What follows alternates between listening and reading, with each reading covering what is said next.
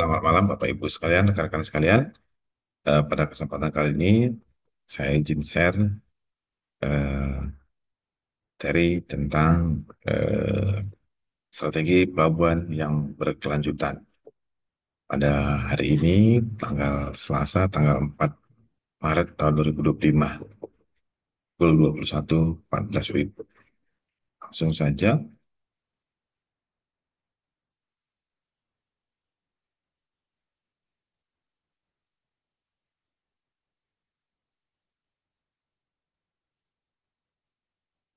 saja. Eh, saya awali dengan materi ini saya peroleh ketika mengikuti seminar nasional dan bedah buku membangun pelabuhan menuju Indonesia Emas tahun 2045. Eh, yang dilaksanakan oleh Magister Manajemen UGM. Ulangi maksud saya dilaksanakan oleh Pusat Studi Transportasi dan Logistik Universitas Gadjah Mada.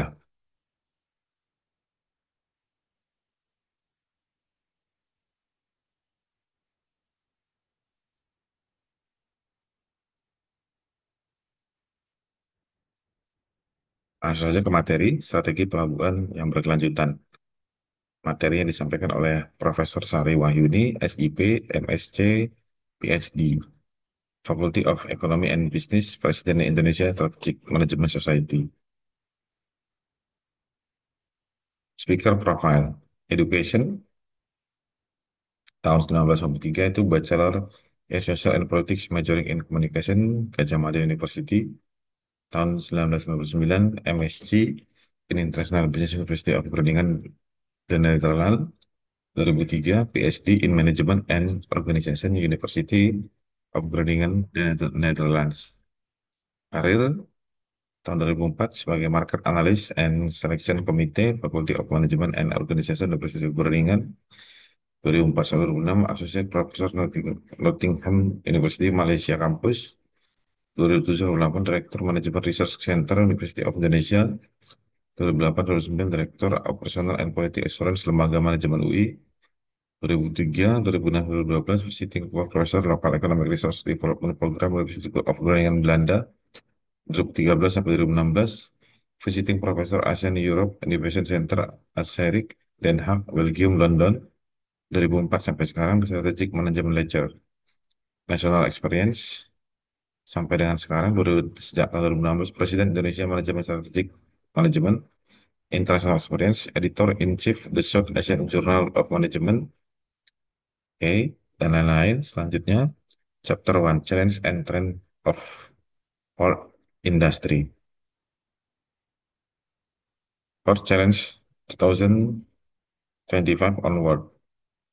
Piracy, Maritime Security, Cargo Theft, Environmental Regulation and Compliance, Supply Chain Disruption, Crew Shortage and Workforce Management, Regulatory Compliance and Bureaucracy, Container Shortage, Insurance Cost and Liability, Technological Disruption and Integration, Sumber Maritime Shipping Challenge 2024. Port Challenge 2025 onward, Sumber Maritime Shipping Challenge 2024, Climate Change and Extreme Weather. Megatrust meledak, Banten Lampung digulung tsunami hitungan menit. Nah, ini eh, ininya isunya tentang Megatrust di Banten Lampung dikutip dari CNBC Indonesia. Aspek berkelanjutan, aspek ekonomi, peningkatan daya saing dan profitabilitas pelabuhan secara berkelanjutan tanpa menguras sumber daya alam. Aspek sosial, berkaitan dengan kesejahteraan dan kualitas hidup masyarakat sekitar pelabuhan. Hubungan yang harmonis dan saling bersinergi dengan pemangku kepentingan, keselamatan dan keamanan pekerja dan masyarakat. Aspek lingkungan, reduksi sampah dan limbah, pelestarian ekosistem dan keanekaragaman hayati praktek ramah lingkungan dalam operasional pelabuhan, seperti penggunaan energi terbarukan dan penggunaan emisi gas rumah kaca. Aspek berkelanjutan, aspek partnership kemitraan, mempertimbangkan pemangku kepentingan pemerintah, operator pelabuhan, pelayaran, dan komunitas lokal misalkan untuk mengurangi dampak lingkungan. Aspek peace, perdamaian, stabilitas politik di Indonesia sangatlah penting untuk memastikan kelancaran operasi pelabuhan dan kelancaran rantai pasokan. toward green port. Digitalization and innovation in green ports, a review of current issues, contribution on the way forward in promoting sustainable ports and maritime logistics, Jengsen Zhang et al. 2024. Nah, ini ada ilustrasi ataupun gambaran tentang kondisi existing pelabuhan ataupun traditional port. Nah, ini ada kapal, ini area laut, traditional port. Nah, di sini yang mau digarisbawahi adalah eh, tentang ekosistem eh, air laut yang ada di sekitar pelabuhan. Nah, ini kapal yang sedang melakukan aktivitas bongkar muat di pelabuhan. Kren, ini ada kapal. Nah, dan ini di bawahnya ada ekosistem ikan. Nah, kalau kita kembali ke pelajaran SD ataupun eh, nah, tidak usah kita tidak bahas sampai situ dulu. Lanjut dulu. Ini ada air pollution reduction. Air pollution reduction, alternative maritime power or improve energy efficiency. Noise pollution reduction, sound emitting device or solar power technology application. Water pollution reduction,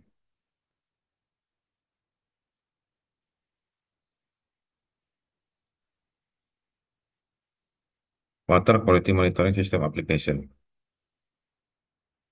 Nah, untuk noise pollution reduction itu sound emitting device or sound power technology application, ada water quality monitoring system application. Nah, ini ada green port. Nah, ini kalau green port itu dia situasinya seperti ini. Ini ada pelabuhan, aktivitas di pelabuhan seperti itu. Dan ini ada kren, ada kapal juga. Ini ada kapal yang sedang melaksanakan bongkar muat seperti itu. Nah, yang kita garis bawahi di sini adalah ekosistem bawah air laut. Nah, ini ekosistemnya kita bandingkan yang ini versus yang ini kita bandingkan. Nah, ini apa nih kesimpulannya? Nah, kesimpulannya di Greenport itu ekosistemnya lebih bagus ya. Ikannya lebih banyak, terus biota lautnya lebih banyak. Sedangkan di sini hanya ik- dua ikan, hanya satu jenis. Nah, kalau di sini ada beberapa jenis tuh biota lautnya. Ada ikan satu, ada bintang laut, ada ikan-ikan sedang, ada kura-kura. Nah, ini yang diharapkan. Nah, kalau kita mau belajar lagi, saya ada sedikit review materi pelajaran SD nih. Saya ambil dulu.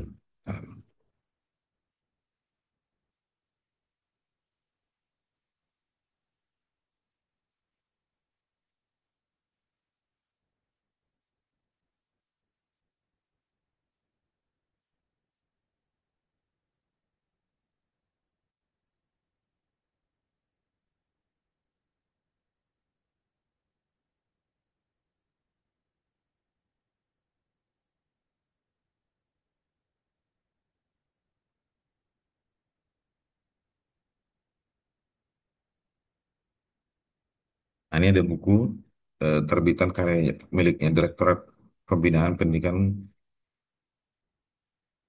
eh, Direktorat Jenderal Pendidikan Anak Usia Dini dan Pendidikan Masyarakat. Judul bukunya Lingkungan Hidup Kita. Ini tentang pelajaran ilmu pengetahuan alam IPA paket A paket A setara SD atau MI kelas 5 modul tema 8. Nah, ini yang saya cari. Di sini itu ada tentang apa itu ekosistem dan air dan lingkungan hidup kita. Saya baca. Saya jadi ingat pelajaran SMA juga ada belajar tentang pelajaran biologi, ada belajar tentang ekosistem juga. Saya SMA tahun 2000 sampai 2003.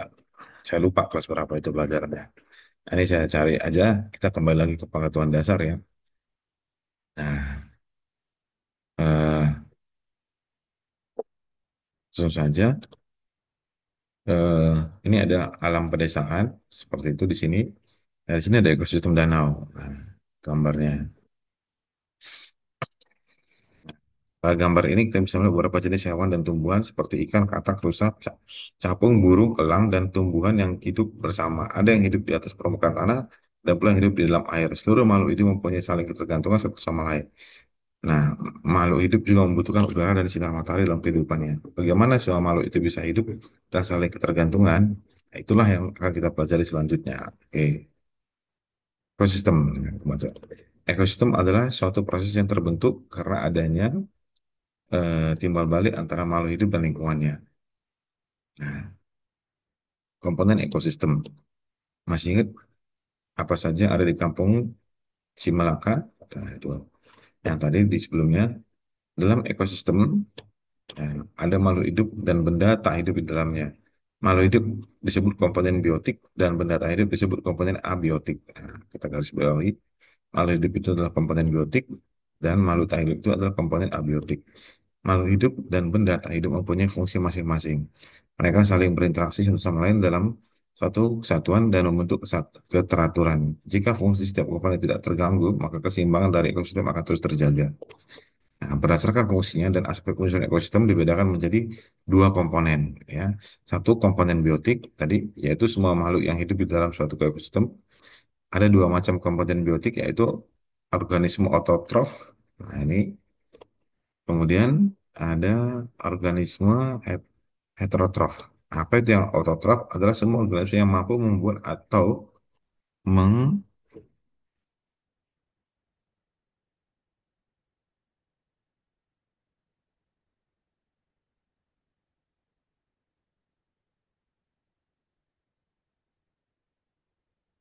membuat atau mensintesis makanannya sendiri dengan bantuan energi matahari melalui proses fotosintesis. Organisme autotrof berperan sebagai produsen. Contoh organisme autotrof adalah semua organisme yang mengandung klorofil, yaitu tumbuhan hijau.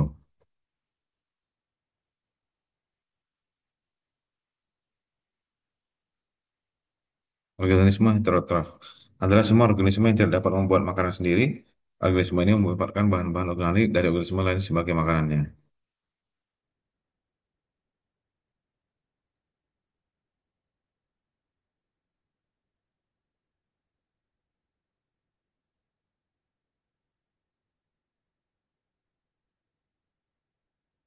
Ada tingkatan organisme heterotrof yaitu konsumen yang secara langsung memakan organisme lain, pengurai yang mendapatkan makan dari penguraian organisme mati. Detriyotrof merupakan pemakan partikel organik atau jaringan yang telah membusuk, contohnya limbah dan cacing.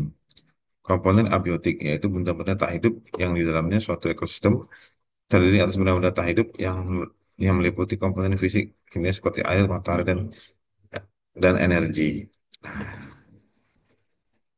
Terus ini ada rantai makanan. Kalau kita bicara dalam konteks logistik itu supply chain.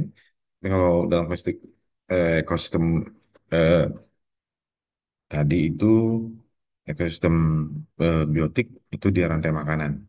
Kalau logistik itu eh, supply chain. Nah, ini contoh-contohnya untuk ekosistem biotik.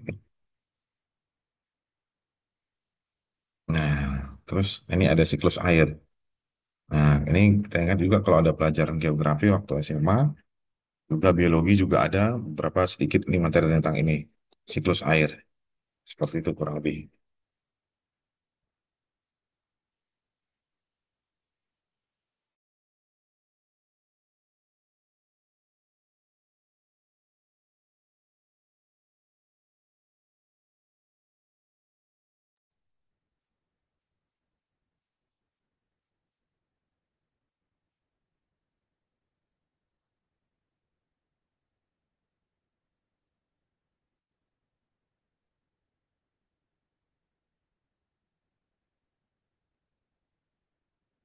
Lanjut lagi.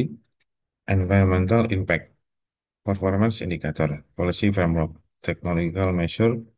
Manajemen strategik. Green port, maritim logistik.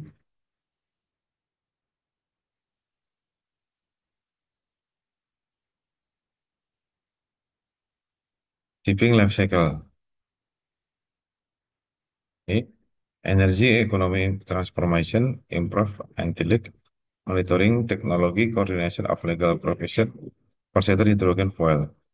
Ini ada Waste Discharge, ini ada Shipping Management System, ini Green Port Management. Nah, Dynamic Management, Unexpected Situation, Intelligent Innovation and Development. Shipping Scale Optimization, Strength the Shipping Monitoring System, Semantic Analysis and Deep Learning.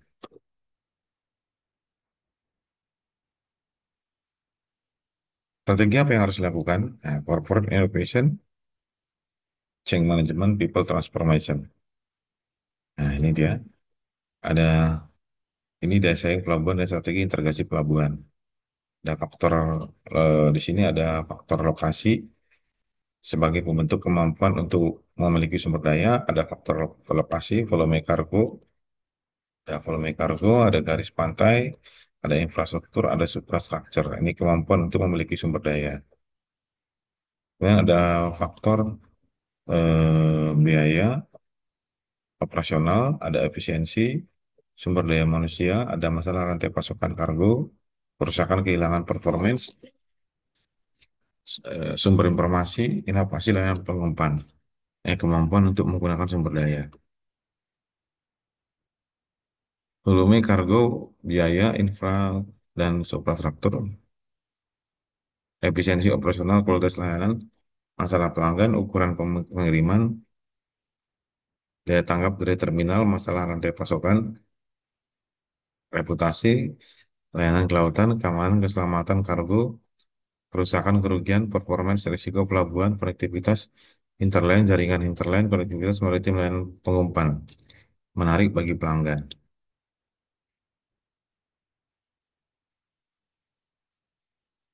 Faktor lokasi, sumber daya manusia, reputasi, informasi, teknologi, inovasi, kerjasama pelabuhan, konektivitas interline, network interline, lingkungan ekonomi, dukungan pemerintah, kerangka hukum, kebijakan hijau. Menarik bagi investor. Faktor biaya, faktor biaya, lokasi, volume kargo, garis pantai, infra dan superstructure, efisiensi operasional, ukuran pengiriman, reputasi, struktur kelembagaan, konektivitas interline, jaringan interline, lingkungan ekonomi, dukungan pemerintah, kebijakan hijau. Bandingkan dengan port lain dengan daya tarik pelabuhan.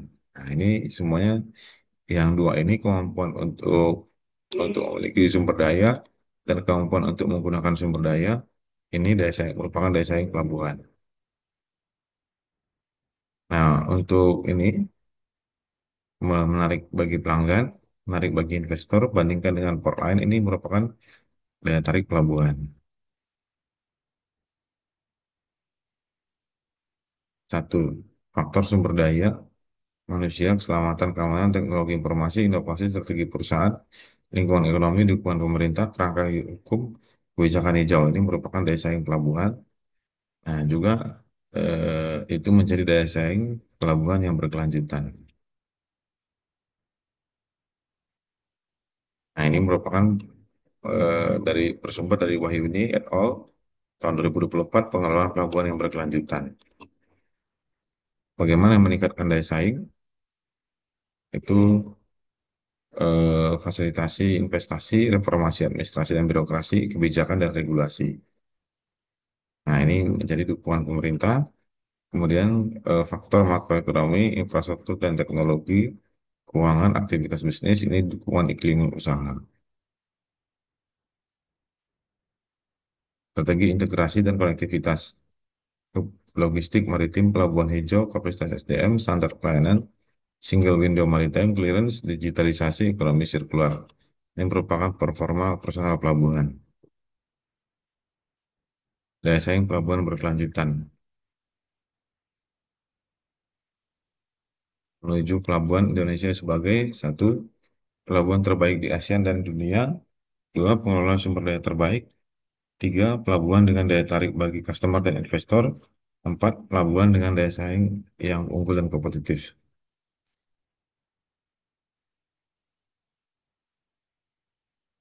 Supply chain innovation.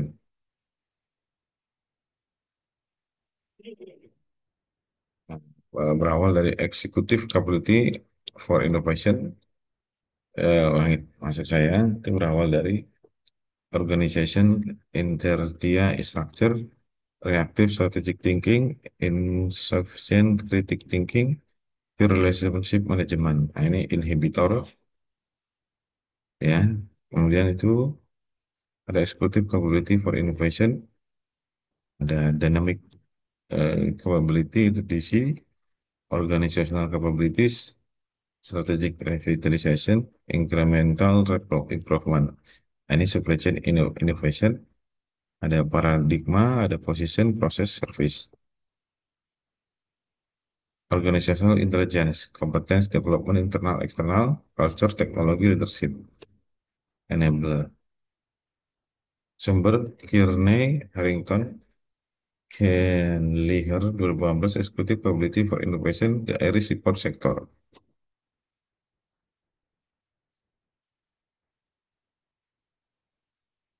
Membangun smart port as a network system, 5G port, customer centricity, new value creation, port developer, enhanced port community system, tracking, tracing, and event management, strategic connectivity, port as not in the global supply network, integration with smart city, emphasis on sustainability, competitive transshipment center. Port 4.0, terminal integration, port terminal integration, data-driven function, IoT-based management process, port stakeholder integration, network integration, real-time data intelligence, digitalization, enable port synchronization.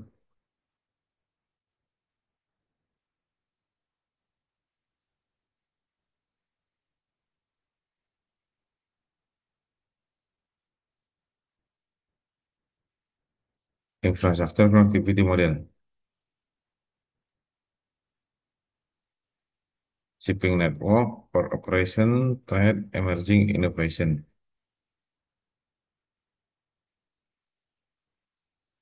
Infrastructure connectivity,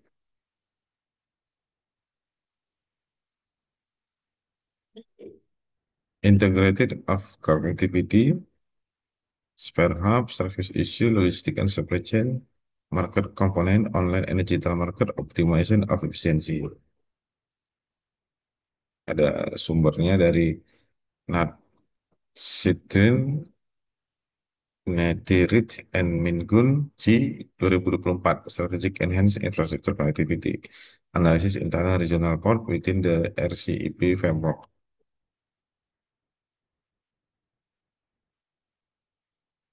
Strategic Direction, promote strategic development based on 2-3 phase.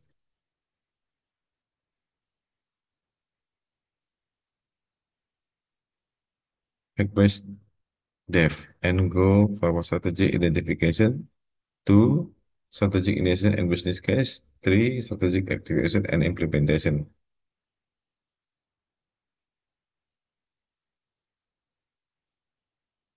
Phase 1, fact-based development and go forward strategic identification.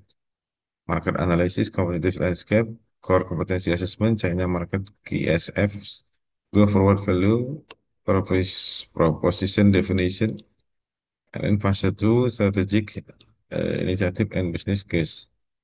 Phase 3, strategic activation and implementation. Become technology leader with strong hand branding, agility and dynamic capability, disruptive innovation and efficiency improvement, omni-channel and strategic partners with IT giant. For strategic direction, ambidextrous strategy. Companies that successfully practice ambid ambidextrous innovation simultaneously pursue all 3 types of innovation. 1, efficiency innovation. 2, sustaining innovation. 3, transformative innovation. Ini exploit efficiency innovation plus sustaining innovation. Explore transformative innovation. Improve process and existing business model. Prevent value proposition. Replace and extend value proposition, new channel, new product. New business model, value proposition, and entire new reference. Improvement idea. Cost benchmarks, radical cost reduction. Dari improvement idea, promote new product development, expand current business, improvement ideas, study strategic partnership for future community and research R&D, expand business to other value chain to increase market and profit.